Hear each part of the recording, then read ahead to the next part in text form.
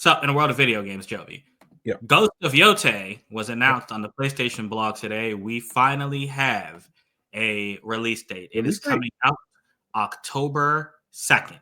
All right, we got a release date on this coming out later this year. We're going to get to play as Atsu sooner than we think.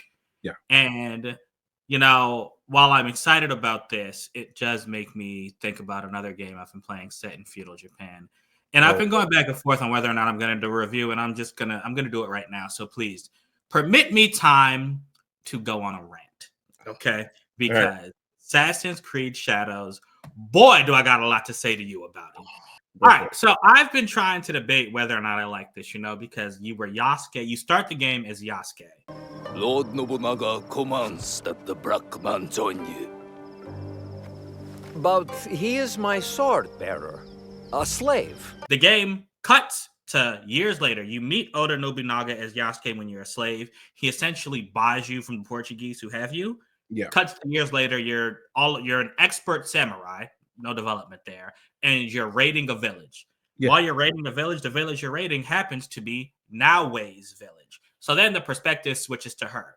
Yes, because she sees all the carnage and everything. I've seen like the first 45 minutes of gameplay.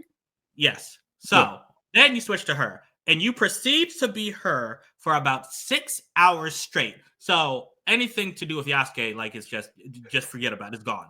So I was trying to wait to be, I was like, okay, when I become Yasuke again, I want to judge this game when I have both of them. But if you're 6 hours into a game, you should know if you like it. If you're 3 or 4 hours into a game, you should know if you like it.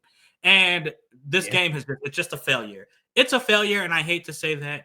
And yeah, Yasuke's character is a reason it's a failure, but it's not the reason. Let's go through the list. So like I said, the switch from Yasuke to Naoe was too sudden. They made so many puzzling gameplay decisions I can't even tell you. First off, the UI. Just let's say I want to select a mission, right? Yeah. The game is divided into different districts. We'll say, you know, let's just say you're in District 1 and I pick up a mission saying, hey, this woman wants me to help her with bandits. When you go to the screen, normally games have it main quest, side quest, so you can just scroll through. And this, it's like a map of different people's pictures in different areas pictures. So if you get a mission in District 1, you don't know if you have to go to the woman who you met's picture or you go to District 1. So I got this. So again, for the example, I got a mission. I'm going to help someone with bandits. I don't know how to find that mission to select it to track it because I go to the district. It's not under there. So I'm like, oh, okay, it must be under the woman.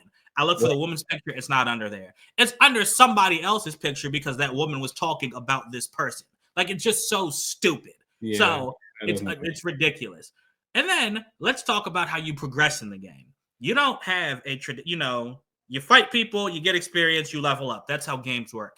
In this, you fight people, you get experience. But no matter how much experience you get, there's a second level that you have. There's a second progression thing called knowledge points, which you get by exploring caves or reliving memories of somebody. So you have to find this point on the map somewhere, go through whatever special mission they have, whether it's a flashback or an obstacle course, and then get the knowledge point. And then once you get enough knowledge points, you go up to a tier. So let's say I have, for example, like 5,000 experience points. I've leveled up everything on knowledge level 1, and I can't use those experience points until I literally go out of my way to find these knowledge points in the world. It's just dumb to have 2 different progression points. Like, it's stupid.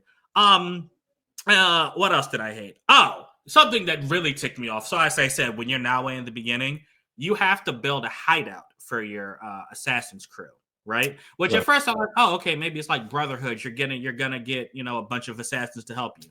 No, it's not like that. You buy things called scouts, like with in-game currency. You buy these things called scouts, right? Yeah. And you have to use scouts to help you move resources. So if I go to a enemy base and I steal resources, right? I can steal wood and I can steal straw and I can steal like linen and stuff like that. But there are actual pallets of materials. You cannot move them yourself unless you've previously bought scouts.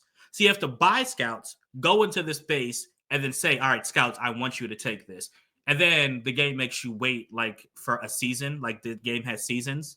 And then after season passes, then the scouts come and take you. It's just a dumb mechanic. And also, I'm not playing Civilization or some sort of other RTS. Why am I going through getting resources this early in the game? Like, it was very annoying, bro. It took me a long time. I had to find wood specifically. Takes you out of the game. Yes. And I'm like, bro, I don't want to do this. And then, you have the other Assassin's Creed things that are always bad. The AI is stupid. You kill one person, the person standing right next to him doesn't see you. And then, I mean, the thing really that's most unforgivable, it's so boring, dog.